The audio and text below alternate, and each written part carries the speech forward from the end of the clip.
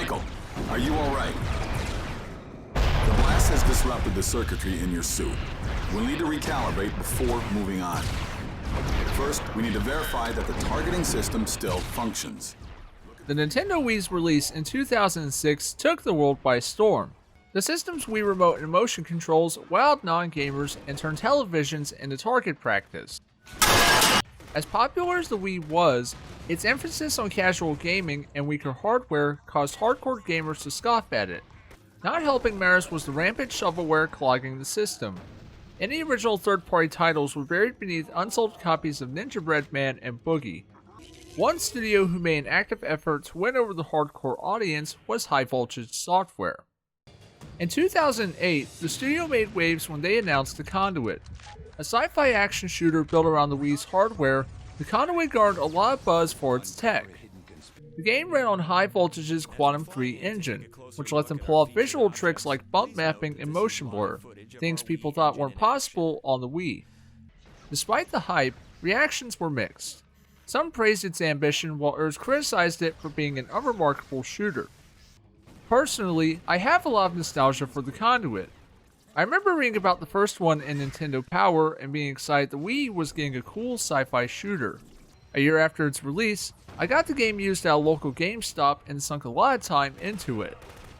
Remember, my parents were strict about what I could or couldn't play, so instead of killing noobs in Call of Duty, I was shooting aliens in the Conduit. Now let's take off the nostalgia goggles and see how the Conduit holds up 13 years later. Hello, Mr. Ford. It's time to go to work. Who is this? I'm Mr. Adams. I'm part of a clandestine organization known as the Trust. We are safeguarding... After saving the president from assassination, Secret Agent Michael Ford is hired by a mysterious organization called the Trust. John Adams, the head of the Trust, orders Michael to head to Reagan National Airport and retrieve a mysterious device stolen by a terrorist named Prometheus. After finding the device, Adams sends him on his next mission to find Prometheus. He discovers Prometheus plans to inject a neurotoxin into DC's water supply. He also finds out Washington, D.C. is under attack from aliens called the Drudge. Michael destroys the neurotoxin and escapes, only for Adams to betray him. Prometheus then contacts Michael and tells him Adams is behind the Drudge invasion. With no other choice, Michael teams up with Prometheus to take down Adams. Michael, we need to move quickly. Drudge forces are converging on the Pentagon. If they destroy the Pentagon, our defenses will be in chaos. That's not Adams' goal. The Trust believes that to save the country, they must control it. If they get their hands on the defense mainframe... The Conduit story sets up more questions than it does answer them. Much of the story and the events leading up to it is left unclear, or is tucked away in the instruction manual. The game leans heavily into conspiracy theories and government cover-ups. It tackles the idea of whether those in power are manipulating the masses. These concepts sound interesting, but the game never explores its own ideas. It's hard to stay invested when the story sets up so many threads but doesn't try answering any of them. The characters aren't interesting either. Michael Ford has as much personality as a stick. He's a blank slate who spends the campaign questioning Prometheus. On the flip side, I like Prometheus and his character arc. Throughout the campaign, you're wondering who or what he is, and it's satisfying when the veil is lifted on this mysterious but helpful person. Adams is okay, but we see so little of him. Just when we think we're going to have a showdown with him, the game ends on a cliffhanger. Besides its storytelling issues, the Conduit struggles with conveying scope. Washington, D.C. is under attack from aliens called the Drudge. Famous landmarks like the Jefferson Memorial and Washington Monument are turned into enemy bases or piles of rubble. Yet, this large-scale invasion feels small-scale. Much of the chaos unfolds off-screen or is briefly seen or heard on TV or radio. It feels like a missed opportunity to not have Michael team up with the military to fight the Drudge, or save civilians caught in the crossfire. Instead, Michael spends the 5 to 6 hour campaign walking through empty buildings and city streets. Remember, everything you see and hear will be relayed to us via the visor we have provided you. Hold on a minute, you still haven't explained what's going on here. I don't know, Mr. Ford. Something's wrong. I can't get in contact with my other agents. Be careful. When it comes to showcasing the potential of shooters on the Wii, the Conduit excels. Whether or not it delivers quality shooting is another story. From a mechanical standpoint, the Conduit is remarkable for how much customization the player is given. Everything from the controls to the HUD placement to the running speed can be tweaked to your liking. Does the aiming feel too wobbly? Then adjust the turning speed and dead zone until it feels right. Shooting aliens and humans feels satisfying using a Wii remote. It offers a lot of precision you don't get from using a regular controller, and this is coming from someone who has been a console gamer their entire life. It showed the Wii remote's potential for shooters, and when games like this or the GoldenEye remake did it, they did it great. Though the Conduit impresses with its flexible controls, the gameplay isn't as impressive. In each level, you move from point A to point B, killing Drudge or humans under Adam's control. Along the way, you may have to destroy conduits to prevent more Drudge from spawning or hack devices using the ASE. Michael can move, jump, shoot, melee, and crouch. A nice touch is during the first 2 levels, Michael doesn't have his trust armor, so he needs to collect health packs to survive. Once he obtains the armor, his health regenerates, though he can still collect health to speed things up. Because this is a shooter, you'll use an assortment of weapons to blast enemies away. What makes the arsenal unique is the variety. Besides the usual pistol, shotgun, and assault rifle, there are trust weapons and drudge weapons. Trust weapons run on energy and included the atomizer and a high-tech grenade launcher. Drudge weapons are bioorganic and include a semi-automatic rifle and a rapid-fire SMG-like weapon Ford uses by fisting. Hey now. Additionally, there are secret weapons. These are found in hidden armories, and what they lack in ammo, they make up for with their firepower. One is a pistol that one-shot kills everything, a la the Golden Gun from GoldenEye. Another weapon acts as an alien minigun, unleashing a rapid barrage of projectiles. The enemy roster is a mixture of human and alien types. On the human side, there are soldiers and trust agents. If you played any military shooters, you know how they behave. The last few levels introduce cyborgs that self-destruct upon death. The Drudge is a different beast. There are the normal foot soldiers, as well as mites, skimmers, and medics.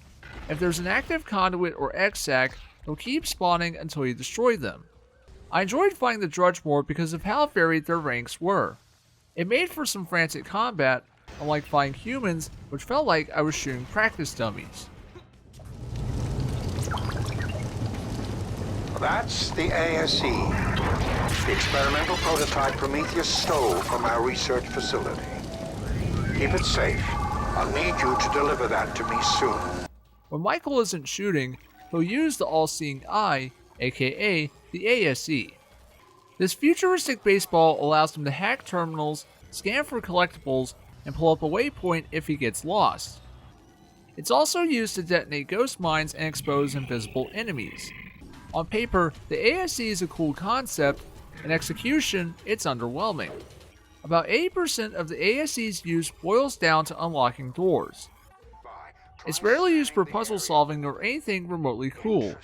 The only exception is when you use the ASE to solve mini puzzles. Doing this unlocks hidden armories containing secret weapons.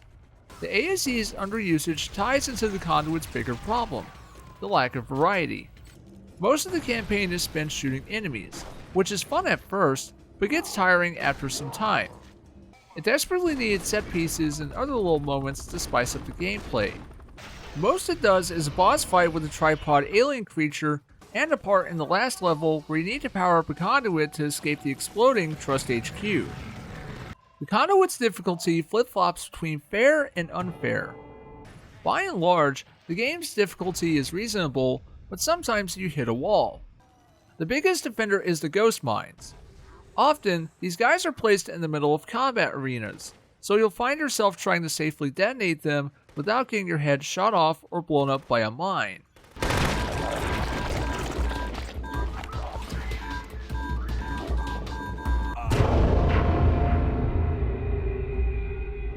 Disappointed!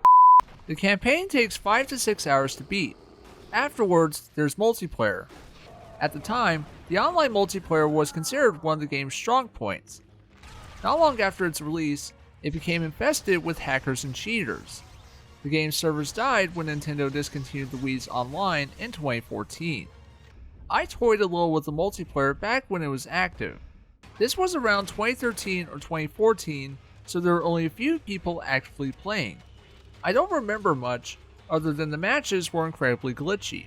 If you play the Conduit now, all you have is single player. Unfortunately, the replay value is low.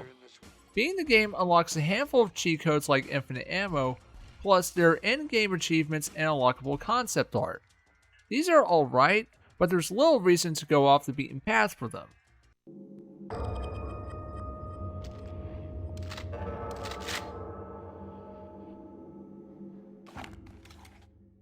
Graphically, the Conduit holds up.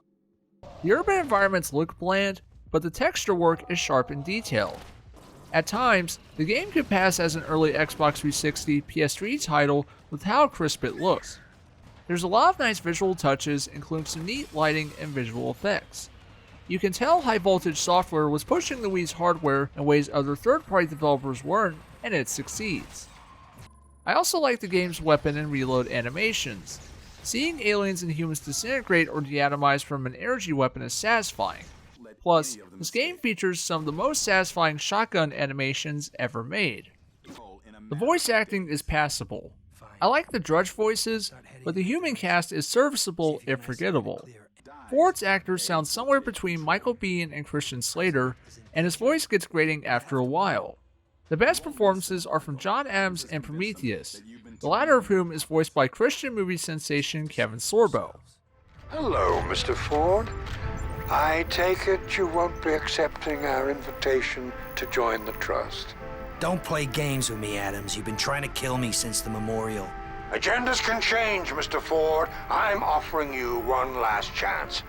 Abandon this foolish quest. Bring me the ASC and help me save this great nation of ours. You can go to hell. The only thing I need to save this country from is you. I loved the Conduit as a teenager. It was the closest thing I had to Halo or any of the other popular shooters of the time. I'm 25 years old, so in revisiting the Conduit all these years later, I was curious to see how it holds up. If I'm being honest, the game is a mixed bag. From a technical perspective, the Conduit is impressive. It boasts solid graphics and an insane level of customization, but where it falters is its gameplay and storytelling. The story plays like the X-Files if it was a Jason Bourne movie. There's a lot of conspiracies and manipulating, but little in the way of explanation. By the time I finished the game, I knew the bare minimum and not much else. It doesn't help how the story is told through video screens. No face-to-face conversations or actual cinematics, just video screens. The combat is fine but repetitive. Shooting aliens is fun, but with how little is done to spice up the gameplay, it gets old fast. The ASC is great in concept, but disappointing in its execution. This alien technology is nothing more than a high-tech skeleton key. Despite my criticisms, the Conduit isn't bad. It's an average shooter that feels more like a tech demo than an actual game. With a little more time and effort put into the gameplay, this could have been a solid shooter. As it stands, the game is like a conspiracy. Too many questions, not enough answers. The Conduit gets a 5 out of 10.